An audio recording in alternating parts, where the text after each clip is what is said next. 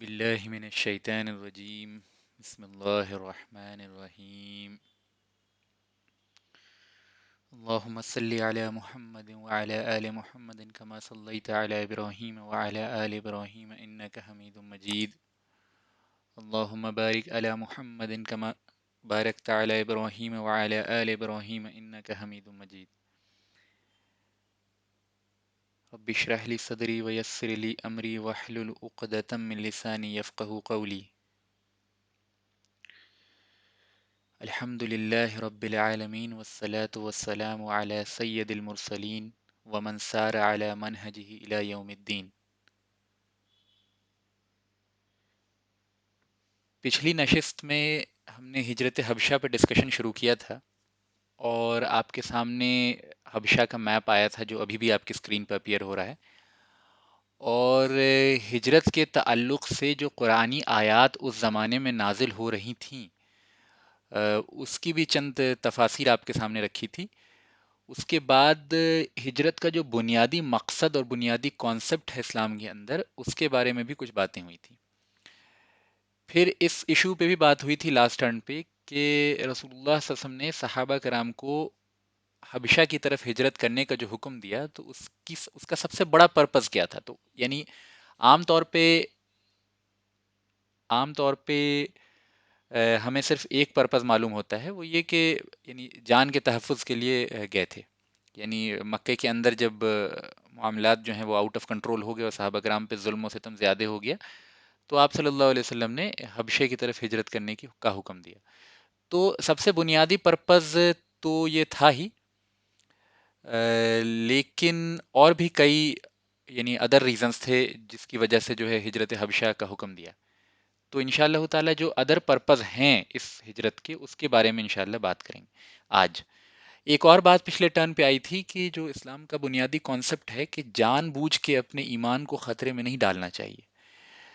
جو ہجرت کی مشروعیت ہے شریعت کے اندر، جو ہجرت کا حکم ہے، وہ اس کی بنیادی وجہ دو ہیں. ایک، ایمان کا تحفظ ہو، یعنی جب بندے کے اوپر ظلم و ستم بہت زیادہ ہونے لگے اور اللہ کا حکم پہ وہ عمل نہ کر پائے، تو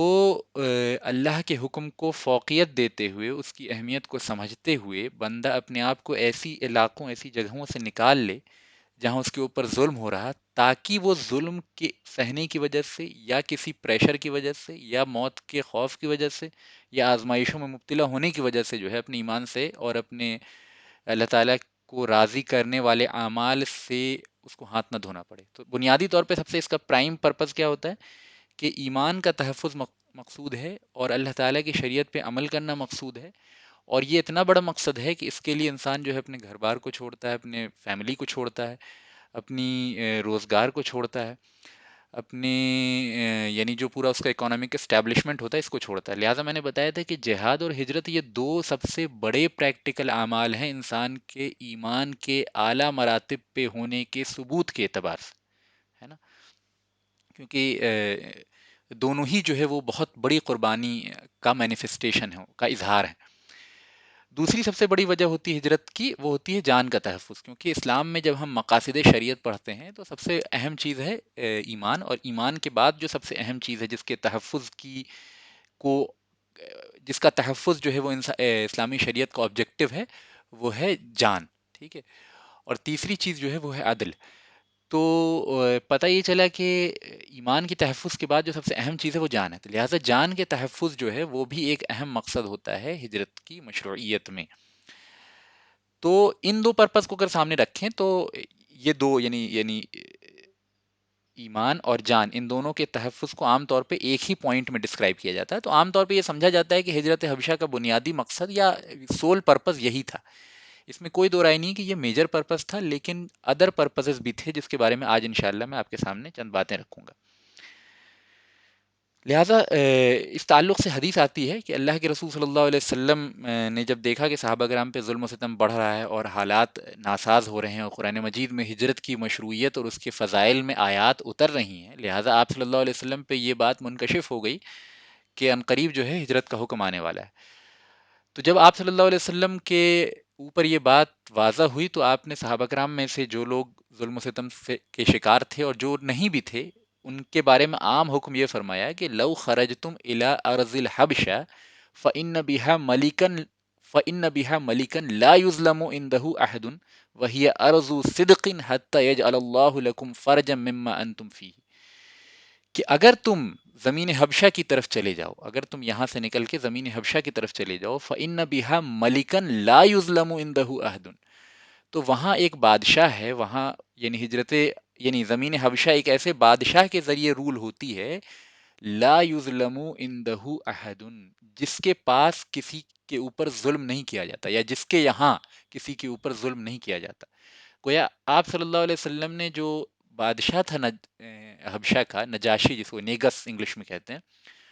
نجاشی بادشاہ جو کیریکٹرسٹک ڈسکرپشن کیا ہے نا، اس میں سب سے پرومیننٹ فیچر جو اس بادشاہ کا تھا وہ یہ فرمایا کہ لا یظلم عنده احد، کہ اس کے یہاں کسی کے اوپر ظلم نہیں ہوتا۔ لہٰذا یہی سب سے، یعنی آپ دیکھتے ہیں جب نجاشی کی زندگی کے بارے میں آپ تھوڑا اسٹڈی کریں گے، نیگس جو وہاں کا کنگ تھا، کرسچن کنگ تھا، he was a Christian, Coptic Christian تھا، تو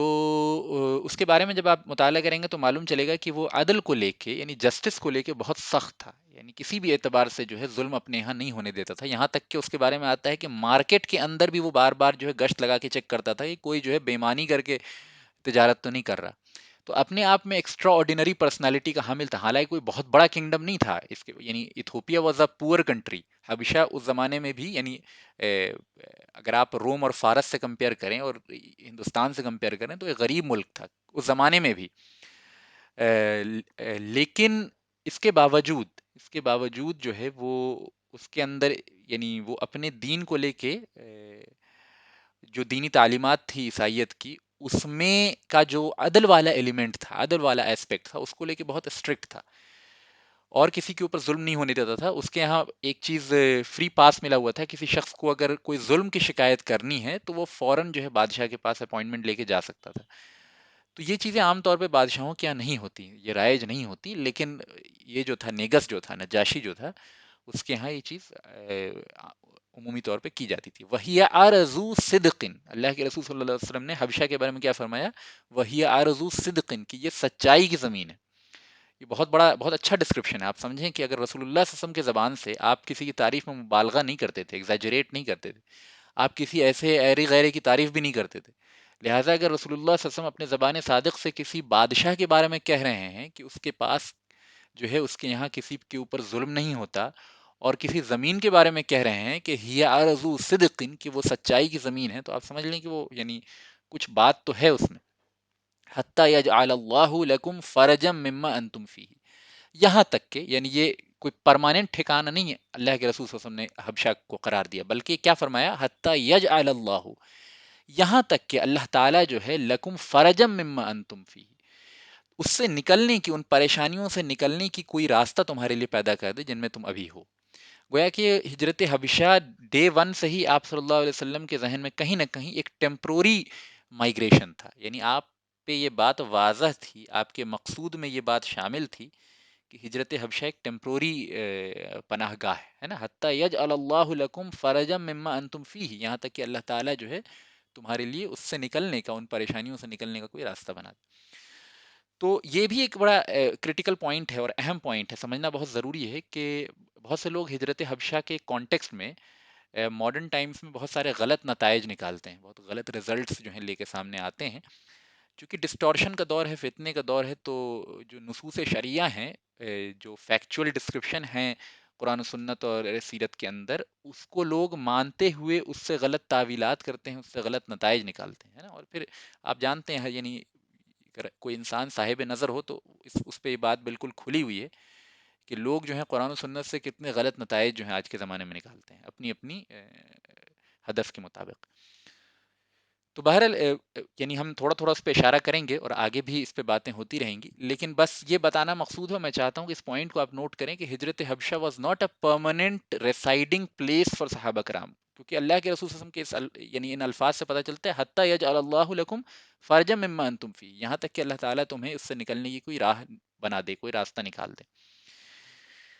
اب یہ چیز سمجھ لیجئے کہ یہاں اس حدیث کے اندر ہم نوٹ کرتے ہیں تو پتہ چلتا ہے کہ سب سے پرائم آبجیکٹو وہی تھا، ایمان اور جان کا تحفظ، ہے نا، جو ہمیشہ سے مفسرین، ہمیشہ سے سیرت نگاروں نے بیان کیا ہے۔ لیکن چند اور پوائنٹس ہیں جو دوسرے نصوص سے واضح ہوتے ہیں، جن سے پتہ چلتا ہے کہ اور بھی آبجیکٹو تھے ہجرت حبشہ کے۔ اس میں سب سے بڑا آبجیکٹو کیا تھا ہجرت حبشہ کا؟ سب سے بڑا آبجیکٹو یہ تھا کہ رسول اللہ صلی اللہ علیہ وسلم یہ دیکھ رہے تھے کہ عرب کے لوگ جو ہیں وہ قریش کے تابع ہوتے ہیں، یعنی قریش کو اپنا ریلیجس لیڈر سمجھتے تھے، کیونکہ وہ مکہ کے اور حرم شریف کے متولی تھے نا قریش، ہے نا، اور قریش نے رسول اللہ صلی اللہ علیہ وسلم کی مخالفت کی تھی۔ تو دینی امور میں مشرکین عرب کے نزدیک جو ہے قریش کی حیثیت بڑی مستند، یا یوں کہہ لیجیے کہ سند کی حیثیت رکھتی تھی۔ تو قریش کو کی ہی، یعنی دینی امور میں عرب کے عام لوگ قریش کی ہی رائے کے حساب سے چیزیں کرتے تھے۔ کہیں نہ کہیں اثر ہوتا ہے نا، جو صاحب رسوخ لوگ ہوتے ہیں، جو جن کو سوسائٹی میں بڑا اعلیٰ مقام اور بڑے اعلیٰ مرتبے پر سمجھا جاتا ہے، ان کے رہن سہن کا، ان کے پرائرٹیز کا، ان کے انکلینیشن کا اثر عام لوگوں پہ بھی پڑتا ہے، چاہے عام لوگ کتنی برائی کر لیں ان کی، لیکن جو لوگ پاور میں ہوتے ہیں ان کے ہی رہن سہن کا اثر عام لوگوں کے اوپر پڑتا ہے نا۔ تو اس پہ حضرت علی رضی اللہ عنہ کا اسٹیٹمنٹ میں موجود ہے، مجھے ایگزیکٹ وہ یاد نہیں، لیکن مفہوم ان کے قول کا یہ ہے کہ لوگ جو ہیں وہ اپنے حاکموں سے اس سے زیادہ سملر ہوتے ہیں جتنے وہ اپنے باپوں سے ہوتے ہیں۔ یعنی انسان اپنے باپ سے بہت سے معاملے میں سملر ہوتا ہے نا، اس کے رہن سہن، اس کا بولنے کا، بات کرنے کا انداز، بہت ساری مزاج کا حصہ بھی ملتا ہے۔ تو یعنی سب کانشیس وے میں بھی انسان جو اپنے فادر سے ریزمبل کرتا ہے، کچھ چیزیں ہوتی ہیں جو انسان اڈاپٹ کرتا ہے، کچھ چیزیں ہوتی ہیں جو سب کانشیسلی یعنی اس کے مزاج کا، اس کے پرسنالٹی کا پارٹ ہوتی ہیں۔ تو اسی طرح حضرت علی فرماتے ہیں کہ لوگ جو ہیں اپنے حکمرانوں سے اس سے زیادہ مشابہ ہوتے ہیں، یعنی اس سے زیادہ سملر ہوتے ہیں جتنے لوگ اپنے فادر سے ہوتے ہیں، یعنی انسان، یہ بات تو بالکل اظہر من الشمس ہے کہ لوگ اپنے باپ سے سملر ہوتے ہیں، لیکن حکمرانوں سے بھی انسانوں کی سملیرٹی ہوتی ہے، جو رولنگ طبقہ ہوتا ہے اس سے بھی، اس کے بھی اثرات، ان کے بھی عقائد، ان کے بھی معاملات، ان کے بھی طور طریقے، ان کے بھی فیشن، ان کے بھی کلچر، ان کے بھی سویلائزیشن کا اثر عوام کے اوپر پڑتا ہے، نہ چاہتے ہوئے بھی پڑتا ہے نا۔ اس لیے اسلام نے جو ہے وہ بالکل یعنی حکومت اور اس طرح کے معاملات سے ہاتھ کھینچ کے جو ہے اور مسجدوں میں عبادت تک ہی دین کو محدود نہیں رکھا ہے، بلکہ حکومتیں بھی کی ہیں صحابہ کرام نے، ہے نا، اور اللہ کے رسول صلی اللہ علیہ وسلم نے بھی حکومتیں کی، کیونکہ ان کے اثرات پڑتے ہیں لوگوں کے اوپر۔ لہٰذا اگر حکومتوں میں اچھے لوگ ہوں گے، حکومتوں کے اندر جو ہے وہ اللہ والے ہوں گے، تو عوام کے اوپر بھی اس کا اثر پڑے گا، ٹھیک ہے۔ تو بہرحال، تو ایک پرپس تو یہ تھا کہ قریش کی مخالفت جب آپ صلی اللہ علیہ وسلم کو لے کے شدید ہو گئی، تو عام طور پہ مشرکین عرب کا بھی مزاج جو ہے وہ اس دعوت اسلامی کے خلاف ہونا شروع ہو گیا۔ ہوا جو ہے وہ رسول اللہ صلی اللہ علیہ وسلم اور صحابہ کرام کے خلاف ایک عام ہوا جو ہے وہ بن گئی، ایک عام اوپینین جو ہے وہ بن گیا تھا، نگیٹو اوپینین۔ اس میں ایک موقع تھا کہ اگر عرب سے باہر کسی علاقے میں، کسی زمین میں جا کے جو ہے وہ مسلمانوں کا ایک چھوٹا سا کیمپ ہو، صحابہ کرام کا چھوٹا سا کیمپ ہو، اور وہاں دعوت و تبلیغ کا کام ہو، تو چونکہ وہاں کے لوگ اس پروپیگنڈے سے ان آلٹریٹڈ ہیں، یعنی اس پروپیگنڈے سے ان افیکٹڈ ہیں، قریش کی سپیریورٹی اور ان کی اس مخالفت سے ان افیکٹڈ ہیں، لہٰذا وہاں دعوت جو ہے ایک، یعنی جس کو کہتے ہیں نا کورے کاغذ پہ لکھی جائے گی، وہاں کے لوگ ان بائزڈ ہیں اسلام کو لے کے۔ تو ایک موقع تھا کہ ایک اسمال پیج، ایک اسمال فرینچائزی جس کو کہہ لیجیے، یا ایک اسمال فیکشن آف صحابہ کرام جو ہیں وہ حبشہ میں جا کے رہیں، اور پھر چونکہ وہ عیسائیوں کی زمین تھی اور عیسائی تعلیمات اس زمانے میں کم سے کم جو ہے وہ اسلام سے کافی قریب تھی، یعنی اب تو بہت اس میں تغیر و تبدیلی آ گئی ہیں، اس زمانے میں بھی آ گئی تھی، لیکن پھر بھی کافی حد تک جو ہے وہ مشابہت تھی۔ سب سے زیادہ جو مشابہت جس دین کی تھی اس زمانے میں اسلام سے، وہ عیسائیت کی تھی، ٹھیک ہے۔ اور خاص طور پہ یہ جو کاپٹک کرسچنس تھے ایتھوپیا میں، جو لوگ آباد تھے، ان کے اندر توحید کا کانسیپٹ تھا، کچھ حد تک ان کے ہاں جو ہے ٹرینیٹی وغیرہ داخل ابھی نہیں ہوئی تھی پراپرلی، یعنی کچھ یعنی معاملات تھے وہاں بھی ٹرینیٹی کے، لیکن جو یہاں کا بادشاہ تھا، پہلی بات وہ عیسیٰ علیہ السلام کے نبوت کا قائل تھا، وہ عیسیٰ علیہ السلام کو خدا نہیں تصور کرتا تھا، اور توحید کے بنیادی بنیادی عقائد، یعنی بہت گہرائی سے تو توحید نہیں تھی، اور شرک سے بالکل پاک نہیں تھے یہ لوگ، اور غلو سے پاک نہیں تھے، یہ ساری چیزیں ان کے اندر برائیاں وغیرہ تھیں، لیکن پھر بھی relatively unaltered version of Christianity, the unaltered version of تعلیمات آف عیسیٰ علیہ السلام واز پریزنٹ ان ایتھوپیا۔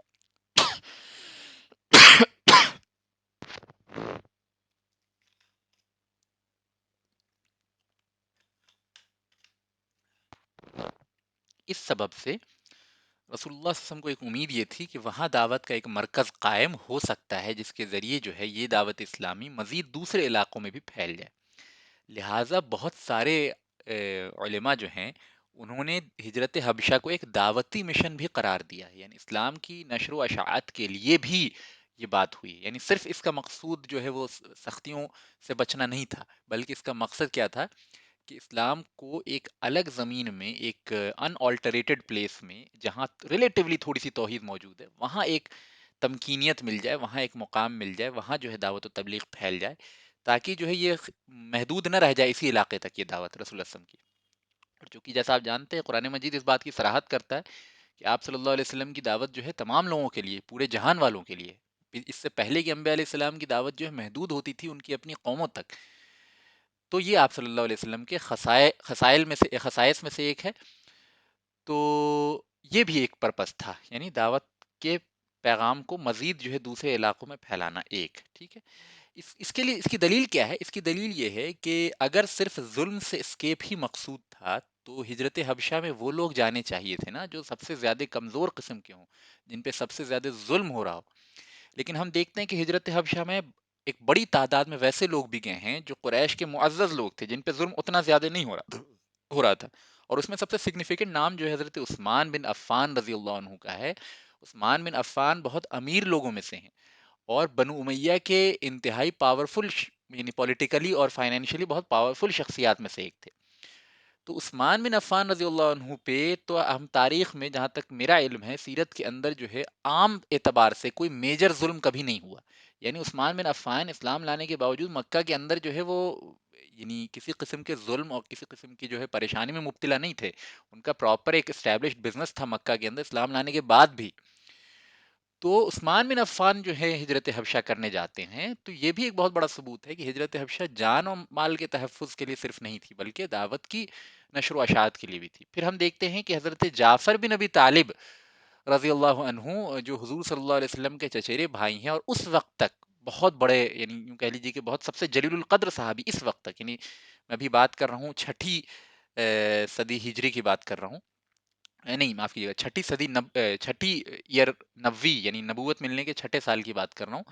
اس وقت تک جو ہے سب سے بڑے عالم صحابہ میں سے جو سب سے آگے آگے جو ہیں وہ کون کون ہیں؟ زید بن حارثہ ہیں، ابو بکر صدیق ہیں، جعفر بن ابی طالب ہیں. یہ تین سب سے بڑی عثمان بن عفان، یہ چار سب سے زیادہ جو ہیں عالم شخصیات میں سے ہیں. حضرت علی کی عمر، حضرت علی بھی بڑے یعنی صحابہ میں بڑے علامہ شخصیات میں سے ہیں، لیکن اس وقت ان کی عمر بڑی کم ہے. یعنی جو صحیح قول ہے اس کے مطابق اس وقت حضرت علی کی عمر 14-15 سال تھی تقریباً. تو اس وقت تک وہ ایک یعنی ایک اسٹیبلشڈ اسکالر کی حیثیت نہیں رکھتے تھے. لیکن یہ جو چار جن کا میں نے نام لیا، ابو بکر صدیق، زید بن حارثہ، جعفر بن ابی طالب، عثمان بن عفان رضی اللہ عنہم اجمعین، یہ چاروں سب سے بڑے عالم صحابہ تھے اس وقت.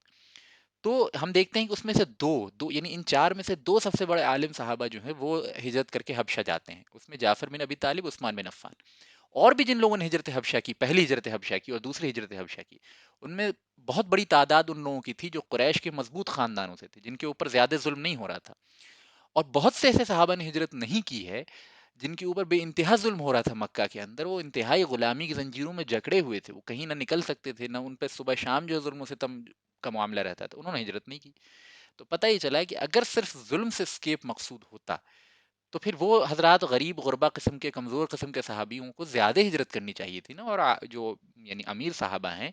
جو جن کے پاس پیسہ ہے، جو مضبوط خاندان سے ہیں، ان کو تو نہیں کرنی چاہیے تھی. لیکن اس کا الٹ معاملہ ہم دیکھتے ہیں، یعنی دونوں مکس دیکھتے ہیں، یعنی امیر اور جو مضبوط قسم کے صحابی ہیں وہ بھی ہجرت کرتے ہیں اور کمزور قسم کے کچھ لوگ ہیں وہ بھی ہجرت کرتے ہیں.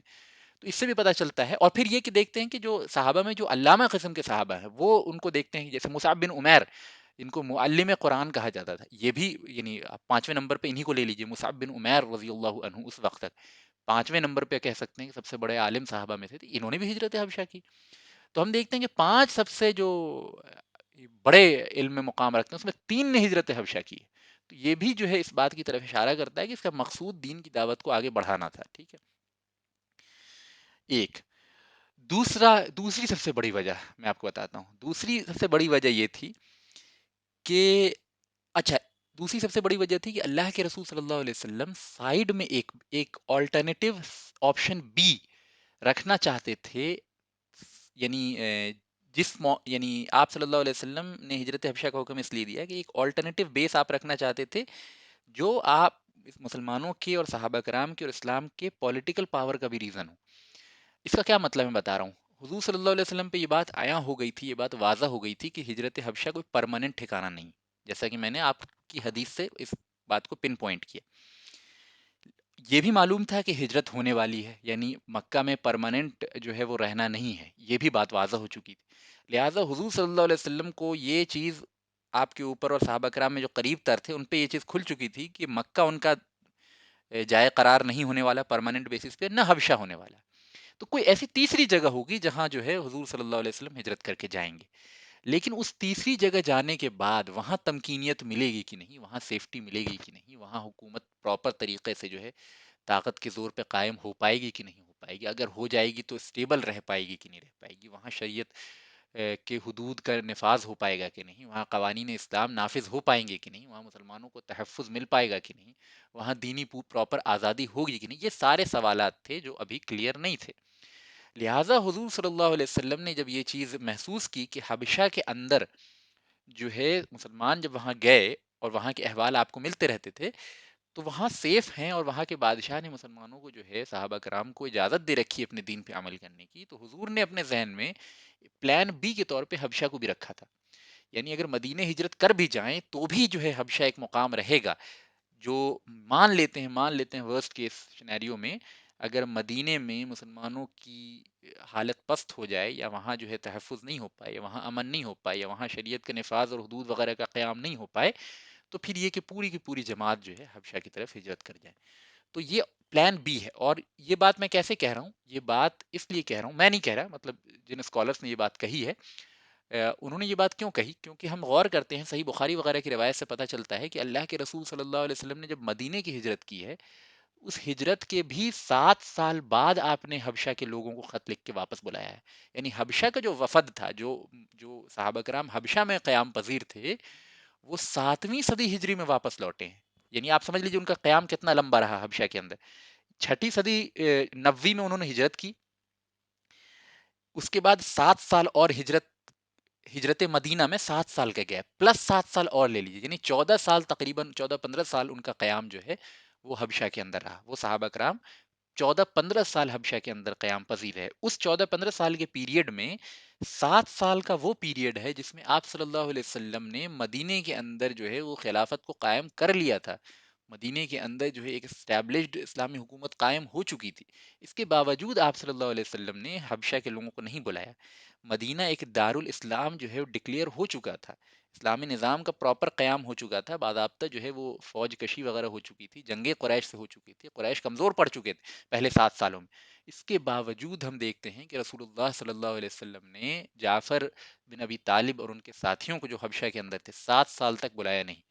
تو اس سے یہ بھی پتہ چلتا ہے کہ حضور کے ذہن میں کہیں نہ کہیں وہ پلان بی والی بات جو تھی، یعنی جب آپ نے خیبر فتح ہو گیا ہے، اور خیبر فتح ہونے کے بعد جو تمام میجر خطرات تھے اس پورے علاقے میں آس پاس سے، وہ جب مسلمانوں کے لیے ختم ہو گئے، صحابہ کرام کے لیے، اور وہ جو مدینے میں اسلام کی ریاست قائم ہوئی تھی اس کے تمام امیجیٹ خطرات ختم ہو گئے، اور اب یہ محسوس ہونے لگا کہ اب یہ ریاست جو ہے مضبوط ہو چکی ہے، اس کو تمکینیت حاصل ہو چکی ہے، تو پھر حضور صلی اللہ علیہ وسلم نے جعفر بن ابی طالب کو اور دیگر تمام اصحاب رسول جو وہاں قیام پذیر تھے ان کو واپس بلایا۔ تو یہ بھی ایک پروف ہے کہ جو ہجرت حبشہ تھی it was not solely for the purpose of saving ایمان اینڈ سیونگ جان، but it was also for the purpose of نشر و اشاعت آف اسلام، فار دا پرپز آف دعوہ، and also as a plan B if something wrong happens in Medina, if something like devastating happens in Medina, Muslims and Rasulullah SAW could migrate to Habasha، کیونکہ وہاں کے بادشاہ کا بھی support جو ہے وہ حاصل تھا رسول اللہ صلی اللہ علیہ وسلم کو بھی اور صحابہ کرام کو بھی۔ تو یہ چند وجوہات تھیں۔ اس کا ایک اور پروف یہ ہے کہ قبیلہ اشعری کے چند لوگ جو ہیں حضرت جعفر بن ابی طالب سے حبشہ میں ملاقات کرتے ہیں، کب؟ یہ مدینے کی ہجرت کے بہت سال بعد۔ تو حضرت جعفر سے جب ان کی ملاقات ہوتی ہے تو حضرت جعفر فرماتے ہیں کہ بے شک رسول اللہ صلی اللہ علیہ وسلم نے ہمیں یہاں بھیجا ہے اور یہاں رکنے کا حکم دیا ہے، لہٰذا تم بھی ہمارے ساتھ ٹھہر جاؤ۔ قبیلہ اشعری کے چند لوگ مسلمان ہو گئے تھے، اسلام قبول کر لیے تھے، انہوں نے ارادہ کیا کہ ہم لوگ مدینہ چلے جاتے ہیں، لیکن وہ مدینہ ان کے لیے بڑا لمبا یعنی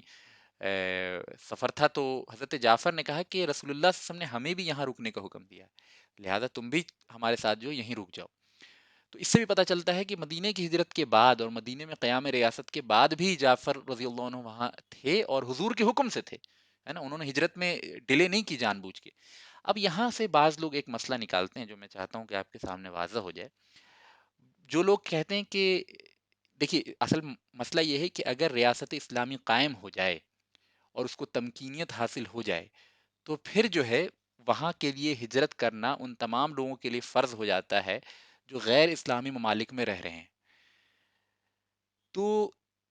یہ ایک حکم ہے جو فقہاء نے اس سے بڑی تفصیل سے کتابیں لکھی ہیں، ٹھیک ہے،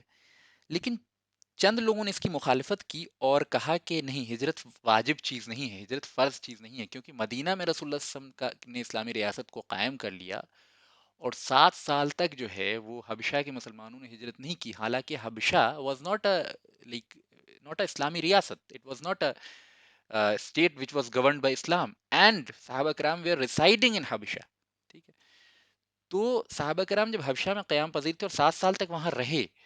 اور مدینے کی ہجرت نہیں کی، اس سے پتہ یہ چلتا ہے کہ دارالاسلام کی طرف ہجرت کرنا دارالکفر سے یہ واجب عمل نہیں ہے۔ یہ بعض لوگوں نے استدلال کیا ہے، لیکن یہ استدلال میں نے جیسا بتایا کہ بہت ویک استدلال ہے، کیونکہ ہجرت حبشہ کے بعد جو صحابہ وہاں قیام پذیر تھے حبشہ کی زمین میں، وہ حضور کے حکم سے تھے اور اس کے پیچھے حضور کی ایک منشا تھی جس کو میں نے آپ کے سامنے واضح کیا۔ تو پتہ یہ چلا کہ ہجرت کی وجوبیت کے مقابلے میں جو ہجرت حبشہ کہ صحابہ کرام کا قیام حبشہ کے اندر استدلال کے طور پہ پیش کیا جاتا ہے، یہ استدلال ویک ہے، بیکاز اس میں ایک فیکچول بات جو ہے اسکپ کر دی جاتی ہے۔ وہ فیکچول بات کیا ہے کہ صحابہ جو ہیں وہ اپنی مرضی سے حبشہ میں قیام پذیر نہیں تھے 7 سال تک ہجرت کے بعد اور مدینے کی ریاست کے قیام کے بعد، بلکہ حضور کے حکم سے تھے اور حضور کی اس کے پیچھے ایک منشا تھی جس کا مقصود بھی اسلامی نقطہ نظر سے تھا۔ تو یہ چند باتیں ہیں جو آپ کے سامنے آ گئیں۔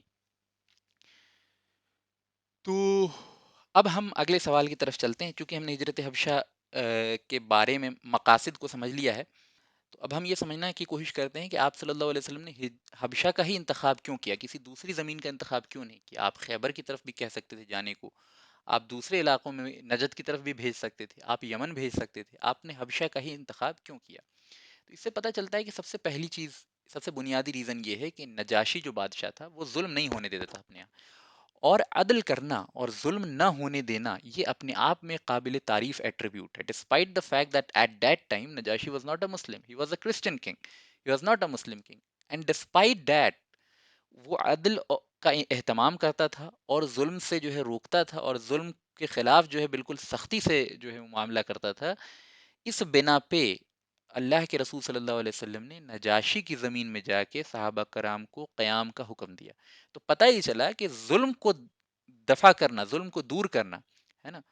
اور ظلم کا خاتمہ کرنا اور عدل کو قائم کرنا، یہ اپنے آپ میں ان اٹس ایبسولوٹ سینس دس از اے پریز وردی ایٹریبیوٹ، ہے نا، irrespective of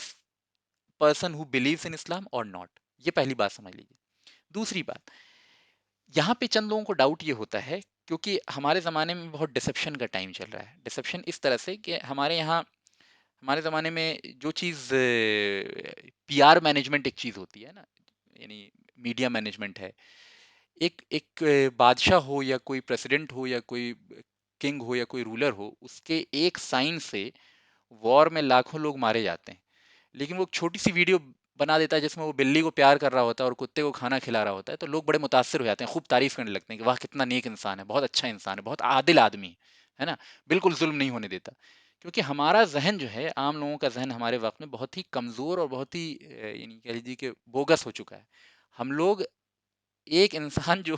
لاکھوں انسان کے قتل کے لیے رسپانسیبل ہو، اس کی چھوٹی سی ویڈیو دیکھتے ہیں ہم لوگ جس میں وہ obviously ویڈیو بنا رہا ہے، تو پی آر مینجمنٹ ہے وہ، ہے نا، وہ یعنی ایک سارٹ آف ایڈورٹیزمنٹ ہے اپنی پرسنالٹی کا، لیکن اس پہ بھی ہم لوگ بڑا وہ ہوتے ہیں اور بہت تعریف کے پل باندھ دیتے ہیں کہ فلاں جو پریسیڈنٹ ہے وہ کتنا پتہ ہے کتنا شریف اور کتنا نیک دل انسان ہے، بلی کو پانی پلاتا ہے اور کتے کو کھانا کھلاتا ہے، اور اس طرح سے جو ہے وہ میڈیا میں اور سوشل میڈیا پہ باتیں پھیل جاتی ہیں۔ لیکن لوگ اس بات پہ غور نہیں کرتے کہ اس کے ایک سائن سے جو ہے لاکھوں لوگوں کی جانیں چلی جاتی ہیں، اس کے ایک سینکشن سے وار ہو جاتا ہے اور وار میں کتنے بے گناہ لوگ مارے جاتے ہیں، ٹھیک ہے؟ اس کے ایک سینکشن لگا دینے سے کسی کنٹری میں جو ہے وہ بھوک مری ہو جاتی ہے، وہاں کے ٹریڈ کو اگر وہ بلاک کر دیتا ہے تو وہاں بھوک مری ہو جاتی ہے، لاکھوں لوگ مارے جاتے ہیں۔ اس کے ایک سائن سے جو ہے لاکھوں لوگوں کی جانیں بچائی جا سکتی تھیں، اس نے اس پہ سائن نہیں کیا، صرف اپنے یعنی بزنس اور دوسری پرائرٹیز کو دھیان میں رکھتے ہوئے۔ تو ایسے لوگ یعنی آپ دیکھیں جیسا اللہ کے رسول صلی اللہ علیہ وسلم نے فرمایا کہ جو قیامت سے قریب کے لوگ ہوں گے وہ ان کی جو ظاہری ساخت ہوگی وہ پرندے کے مانند ہوگی، یعنی بہت نرم اور کوزی اور نازک، اور ان کے دل جو ہوں گے بھیڑیے کے دل ہوں گے، ٹھیک ہے؟ تو یہ بالکل دنیا کے تمام حکمرانوں کے لیے الا ماشاء اللہ، میں نہیں جانتا، لیکن چلیے ایکسیپشن ہم اس لیے دے دیتے ہیں کہ چونکہ انسان کا علم محدود ہوتا ہے، دنیا کے تمام حکمرانوں پہ یہ بات کسی کے لیے زیادہ کسی کے لیے کم، لیکن صحیح یعنی اس بات کا اطلاق ہوتا ہے کہ ان کے جو ظاہری ساخت ہے وہ چڑیے کی ہے، پرندے کی سی ہے، cozy, very soft, very sophisticated, very merciful, and ان کا جو اندرون ہے وہ بھیڑیے کا ہے، اور اس کا ثبوت ہے کہ ان کے ایک ایک سائن سے جو ہے لاکھوں لوگوں کی جانیں جاتی ہیں، ٹھیک ہے؟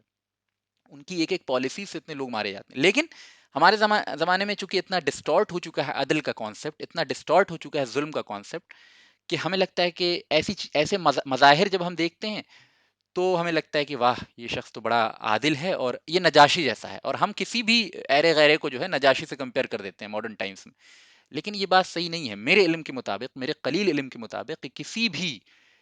نون پرسنالٹی، کسی بھی فیمس پرسنالٹی کے اندر وہ ایٹریبیوٹس نہیں پائے جاتے جو نجاشی کے اندر پائے جاتے تھے۔ میں نان مسلم پرسنالٹیز کی بات کر رہا ہوں کیونکہ نجاشی was a non Muslim king, so we are going to compare نجاشی with those who are like who are not part of اسلام۔ تو اگر ہم کمپیئر کریں تو بالکل کوئی سملیرٹی نہیں ملتی، لیکن آؤٹ ورڈ پی آر ایسا ہے کہ لوگوں کی ذہنیں مطلب اس طرح سے ایڈورٹیزمنٹ سے اور ان چیزوں سے ایسی متاثر ہوتی ہے کہ لوگ بالکل فیک کمپیریزن کرنے لگتے ہیں، اور صرف یہ بات عوام کی نہیں ہے، مطلب جو لوگ یعنی علم سے جن کی وابستگی ہے، جن کو اسٹوڈنٹ آف نالج کہا جاتا ہے، ان کے اندر بھی اس معاملے میں بڑا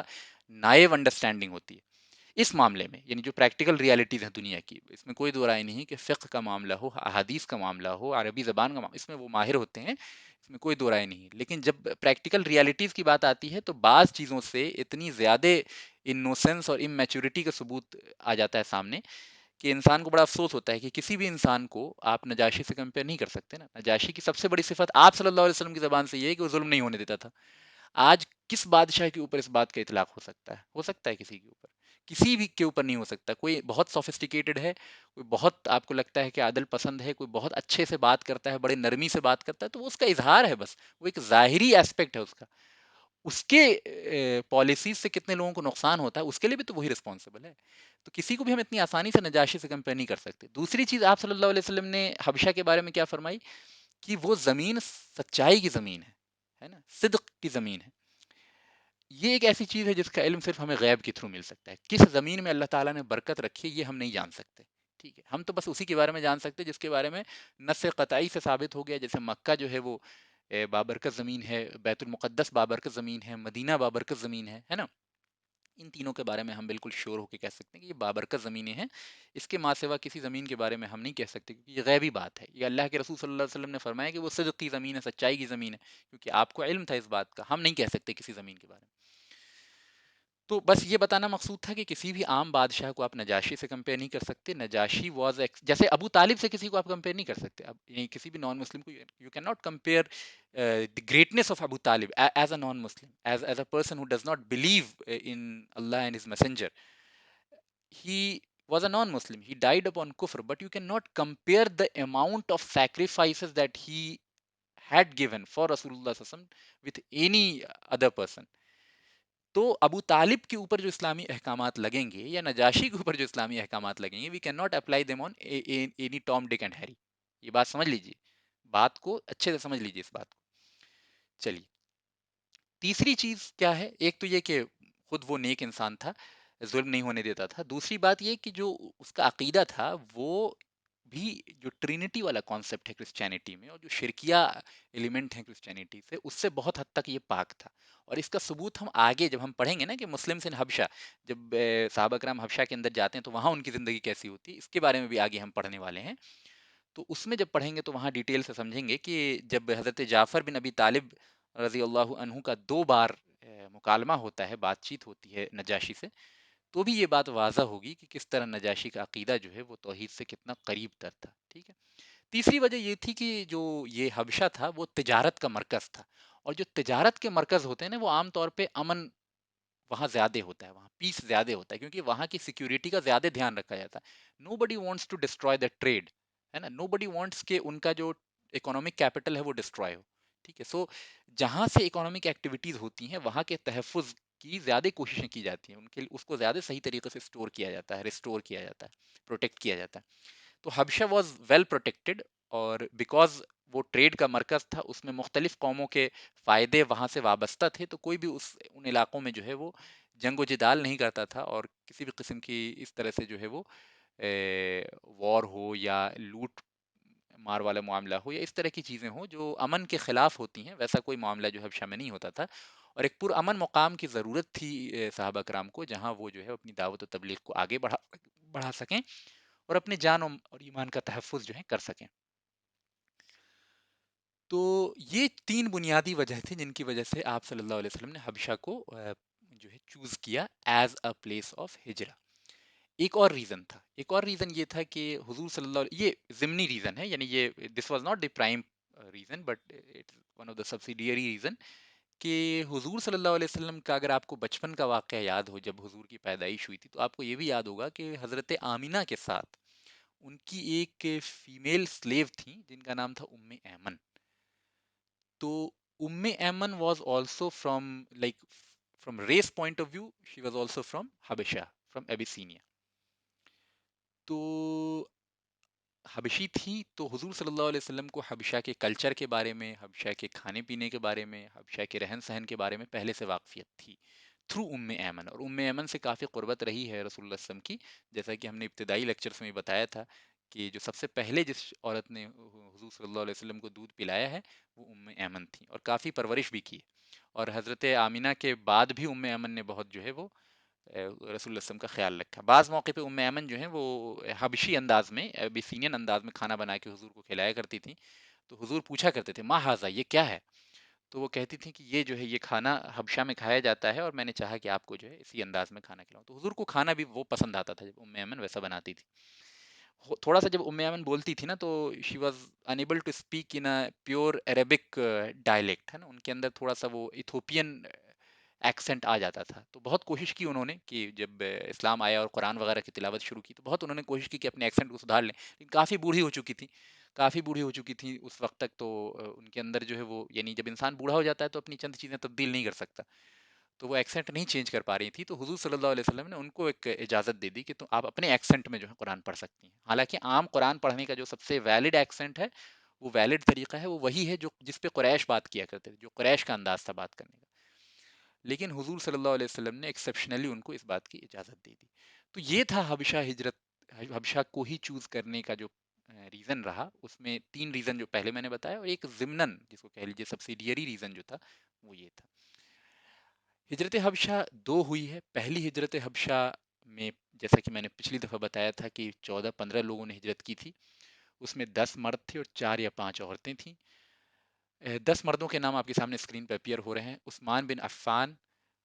عبداللہ بن عوف، زبیر بن العوام، ابو حذیفہ بن عتبہ، مصعب بن عمیر، ابو سلمہ بن عبد الاسد، عثمان بن مزعون، عامر بن ربیع، اور سہیل بن وحب بن ربیع، ابو صبرہ بن ابی رحم بن عبد العزہ. یہ 10 مردوں کے نام ہیں. ان لوگوں نے ہجرت کی سب سے پہلے ہجرت حبشہ، لیکن 3 مہینے بعد ہی ہجرت حبشہ کے 3 مہینے بعد ہی حبشہ سے قافلہ واپس آ گیا تھا مسلمانوں کا. اور اس کی بنیادی وجہ کیا تھی؟ اس کی بنیادی وجہ یہ تھی کہ پہلی ہجرت حبشہ کے بعد حضرت حمزہ رضی اللہ عنہ اور حضرت عمر رضی اللہ عنہ نے اسلام قبول کر لیا. اور یہ دو بہت سگنیفیکنٹ نام ہیں. ان دونوں کے بارے میں اگلے لیکچر میں ہم ان دونوں کی سٹوریز پڑھیں گے، اور ان کی پرسنالٹی کا جو یعنی فضائل ہیں اور جو ان کی قبول اسلام کا اثر رہا ہے قریش کے اوپر اور مسلمانوں صحابہ کرام کے اوپر، اس کو بھی اچھے سے سمجھنے کی کوشش کریں گے نیکسٹ لیکچر میں. تو نیکسٹ لیکچر ہمارا انہی دو حضرات کے اوپر ہوگا، حضرت حمزہ کا قبول اسلام، حضرت عمر کا قبول اسلام. تو ان دونوں کے اسلام قبول کرنے سے کیا ہوا کہ یہ دو بہت اسٹرانگ پرسنالٹیز تھیں مکہ کے اندر ان ٹرمز آف روب اینڈ دبدبا. یعنی مکہ کے اندر جو سب سے تین مضبوط شخصیات گنے جاتے تھے اس زمانے میں، یعنی فزیکلی بھی مضبوط اور روب اور دبدبے کے اعتبار سے بھی، آواز کے اعتبار سے بھی، جاہ کے اعتبار سے بھی، ہے نا، ہوتا ہے نا پرسنالٹی کا اورا ہوتا ہے، وہ تین شخصیات تھیں. تین کون کون؟ ابو جہل، عمر بن خطاب اور حمزہ بن عبد المطلب. تو یہ تین شخصیات تھیں جو بہت ٹکر کے مانے جاتے تھے، اور تینوں ایک دوسرے سے الجھتے نہیں تھے کیونکہ تینوں برابری کے تھے بالکل. تو ان میں سے دو شخصیات جو سب سے پرائمری شخصیات ہیں، حمزہ بن عبد المطلب اور عمر رضی اللہ عنہ، نے 3 دن کے گیپ پہ ہی، یعنی حضرت حمزہ نے اسلام قبول کیا، اس کے 3 دن بعد حضرت عمر نے اسلام قبول کر لیا. ان دونوں کے قبول اسلام سے معاملہ یہ ہو گیا کہ قریش کو بہت بہت بڑا دھکا لگا، اور مسلمانوں کو، صحابہ کرام کو بڑی مضبوطی محسوس ہوئی.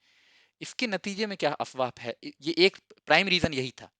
ایک اور واقعہ ہے اس کے کانٹیکسٹ میں بیان کیا جاتا ہے، جو میں انشاءاللہ اگلی دفعہ بیان کروں گا، ابھی چونکہ آج وقت نہیں ہے اس کو میں ڈیٹیل سے بیان کر سکوں. یہ دو واقعات ہیں جن کے پس منظر میں